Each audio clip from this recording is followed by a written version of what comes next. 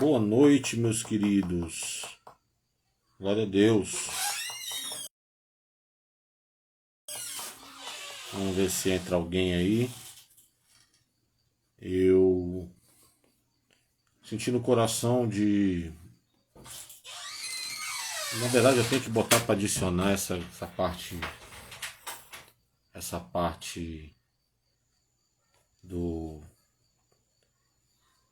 de divulgação do ministério, de tudo isso, né? E eu quero ser mais presente nas redes sociais, assim, compartilhando, né, aquilo que Deus tem falado e feito comigo. Então eu quero compartilhar um estudo do livro de Coríntios, né? 1 Coríntios, todo dia eu quero meditar num capítulo e vou começar hoje. E hoje nós vamos começar pelo livro de 1 Coríntios, né? Primeiro um breve resumo do contexto de Coríntios, né? A cidade de Corinto era uma cidade portuária, ele tinha 2 portos principais, ficava ali numa região estratégica do Mediterrâneo e não à toa foi o lugar escolhido pelo apóstolo Paulo, né? Para a sua pregação ali, para usar como base daquela região, era uma capital de região, Corinto, e sendo uma cidade cosmopolita, tinha gente de todo lugar do mundo, e o centro religioso efervescia por conta disso, né? A religião grega, a cultura grega era muito forte na época, né? E o culto à deusa Afrodite era muito forte. Então a promiscuidade era vista como vida religiosa, né? Então a promiscuidade era algo muito comum na sociedade da cidade de Corinto à época. E o apóstolo Paulo vem pregar o evangelho numa circunstância assim, né? E ele começa a sua carta falando que essa igreja, no meio da promiscuidade, é a igreja que não tem falta de dom algum, né? Lá em 1 Coríntios capítulo 1 vai dizer assim, né? A partir do 5: pois em tudo fostes enriquecidos nele e em toda palavra, em todo conhecimento, assim como testemunhos de Cristo, de modo que nenhum dom vos falta, aguardando a revelação do nosso Senhor Jesus Cristo. Ou seja, nenhum dom faltava. Os caras experimentaram de tudo com o Senhor. Eles tiveram a oportunidade de ter uma vida espiritual muito forte. Por quê? Porque a vida espiritual era algo comum para eles, né? Vinculado a trevas, vinculado a promiscuidade, vinculado a cultos pagãos, né? Então vivenciar a espiritualidade não era algo difícil, não era... Parece um pouco a cultura brasileira, se você for parar assim, né? Para nós brasileiros não é difícil falar de espírito, falar de manifestação, falar de visagem, falar de sonho, de profecia. A gente como cultura é muito comum para nós, né? Tudo isso. Então os caras, eles tinham essa vida espiritual muito forte. Só que a fundamentação na palavra, a fundamentação teológica, era algo que carecia de atenção. E nisso vem o apóstolo Paulo, né? Paulo ficou lá com eles, trabalhou nisso, deixou lá homens capazes e para isso, mas ele precisava vir como pai, como aquele que o gerou em Cristo, né? Vir dar esse aprofundamento na vida deles. Então ele vem, então ele fala dos elogios, eu quero dizer para vocês que vocês são uma bênção, que eu reconheço tudo aquilo que vocês têm vivido no Senhor, mas vocês estão precisando de algumas coisas aí. E aí vem, a partir do 10 lá, ele vai falar, alguns da casa de Chloe Está me falando que vocês estão com divisão aí, vocês estão rachando a igreja. Como? Aí falando que uns são de Paulo, outros são de Cristo, outros são de Apolo, né? Apolo era um grego, vai dizer lá em Atos para nós que ele era um grego de Alexandria, extremamente capaz, poderoso nas palavras, tinha sido batizado no batismo de João e era alguém muito capaz. E ele estava lá em Corinto, cooperando com essa obra, e a galera estava lá tentando gerar dissensão entre aqueles que tinham sido gerados por Paulo e outros que estavam acompanhando esse cara, e outros falavam, não, não sou de nenhum, eu sou de Jesus, foi Cristo que enviou os dois e tal. E eles falam, e Paulo vem para acabar com essa bobeira, né? Com essa, não sei se você vai se identificar com o termo que estão dizendo, que estão dizendo muito ultimamente, que é a radicalização, né? Você radicaliza, você se torna uma sociedade ou uma comunidade polarizada. E Paulo não pode parar com isso. Pode parar com isso. Nós somos o Senhor. E o que transforma a vida de alguém é o Evangelho. Isso aí ele arrebenta. Pois Cristo, a partir do 17, diz assim: pois Cristo enviou-me não para batizar, mas para evangelizar, não com sabedoria de palavras, para que a cruz de Cristo não se faça vã, pois a palavra da cruz é loucura para os que perecem, mas para nós que somos salvos é o poder de Deus. O que nos transforma de dentro para fora é a experiência da salvação. É isso que ele está falando para essa galera. Olha, de capacidade humana vocês estão cheios. Vocês já estão vivendo na cultura da filosofia. Vocês já vivem na cultura que criou sistemas de pensamento. Vocês já vivem na cultura que experimentou essa racionalização, esse refletir na vida e tal. Vocês já vieram daí. Sai fora, isso não transforma ninguém. O que nos transforma é o poder de Deus. E é realmente, e da onde vem o poder de Deus? Vem dos improváveis. Vem daqueles que não são, né? E ele vai explicar. No 21 diz assim: visto que a sabedoria de Deus, visto que na sabedoria de Deus o mundo não conheceu a Deus por sua própria sabedoria, aprove a Deus salvar os crentes pela loucura da pregação. Aprove a Deus salvar os crentes pela loucura da pregação. Isso é muito louco, né? Deus está, né, interessado em salvar como? Não por sabedoria, mas pela loucura da pregação do Evangelho. O que é isso? É um Deus que nunca se ouviu falar, é igual diz lá no Antigo Testamento, né? Nunca se ouviu nem se ouviu de um Deus que trabalha por aqueles que nele esperam. Não tem como, nunca é inimaginável, é incapaz do ser humano experimentar algo assim.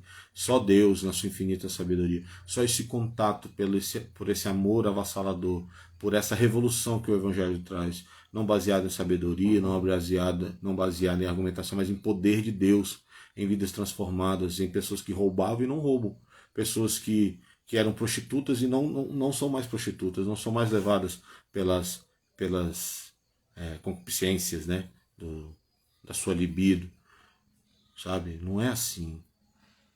E Deus quer se dar a conhecer não pelos padrões humanos. O homem estabelece padrões, né, desde a Grécia Antiga, desde dos pensadores clássicos, lá no século IV a.C., se coloca bases de raciocínios lógicos e tal, e tal, e tal. Mas Deus fala aqui, olha lá no 21. Não, aprove a Deus não se dar a conhecer através de sabedoria. Aprove a Deus salvar os crentes pela loucura da pregação. Ou seja, aí a Bíblia mostra que ela é uníssona, né? Ela fala a mesma língua. E por isso que em outro lugar diz que o justo viverá da fé. Só pela fé, só pela rendição a Deus, só pela humildade de reconhecer, né? Deus não tem que se dar a provar nos meus parâmetros. Deus não tem que entrar no meu mundinho para ele ser Deus. Deus não tem, né, que eu colocar Deus à prova. É por isso que quando quando o diabo vai tentar Jesus e ele fala, pula daqui, né? Lembra quando bota ele lá no pináculo do templo e fala, pula? Ele não pula. Ele fala, não tentarás o Senhor teu Deus. Por quê? Porque Deus não é alguém que precisa se provar. Deus é.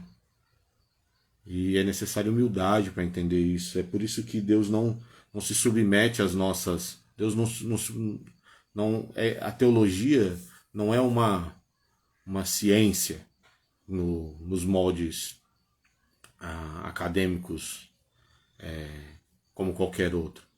Porque você não pode colocar Deus numa mesa e dissecá-lo. A teologia vai estudar a Bíblia, vai estudar a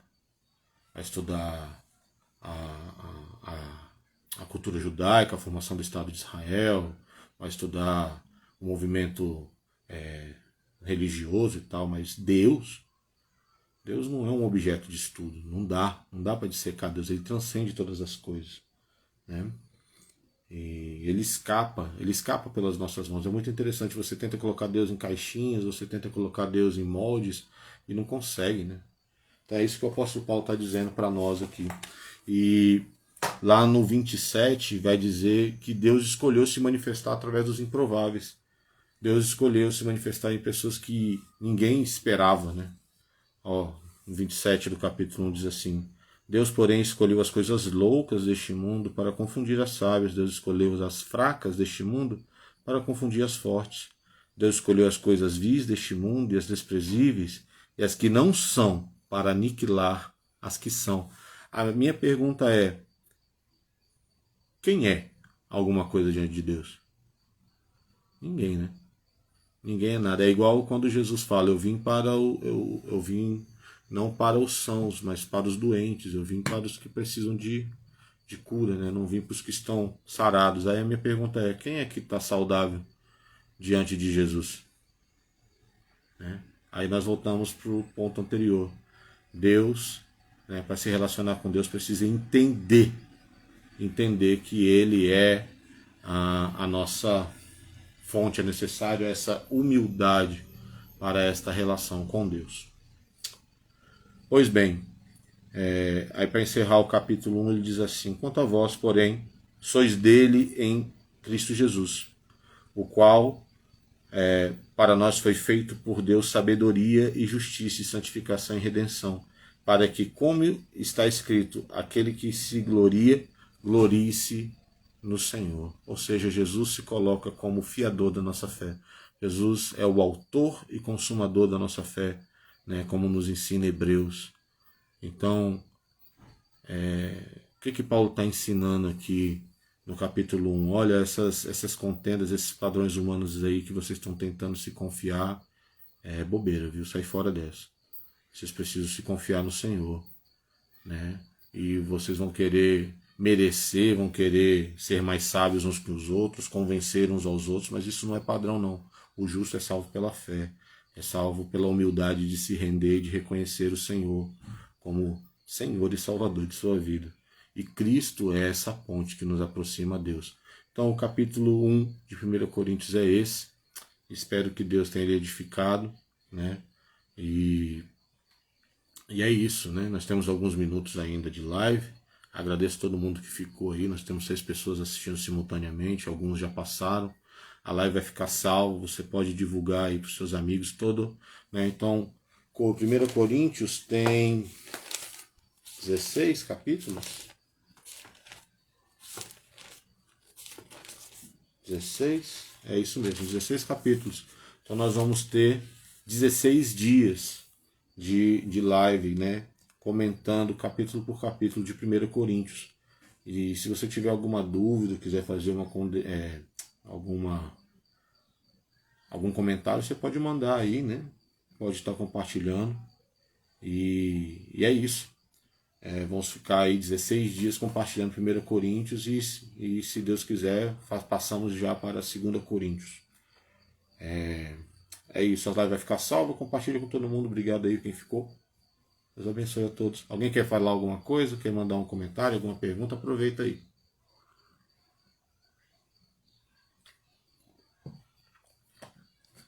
Se não, eu vou orar por você e vou te agradecer por ter ficado comigo aí. Amém?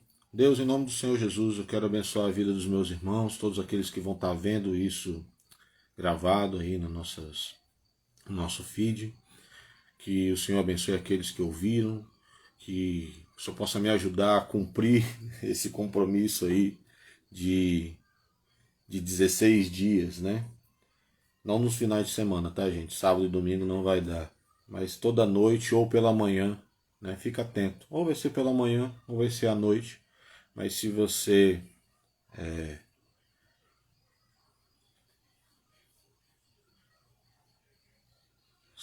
enviou uma solicitação, quem é Ivan Silva? Não te conheço, querido. Te conheço? Enfim, nós vamos. Ah, o Evanilton. Nós vamos estar compartilhando, tá bom? Então, se ou de manhã ou pela noite você pode ver e tá compartilhando, ok? Deus abençoe a todos. Muito obrigado. Obrigado, pastora Marise aí. Em nome de Jesus. Isso, sim, é o Evanilton da ETED. Ele pediu para participar do vídeo, ó. Tava vendo uma solicitação aqui. Então, ok, queridos. Um abraço. Deus abençoe a todos. Obrigadão. Valeu.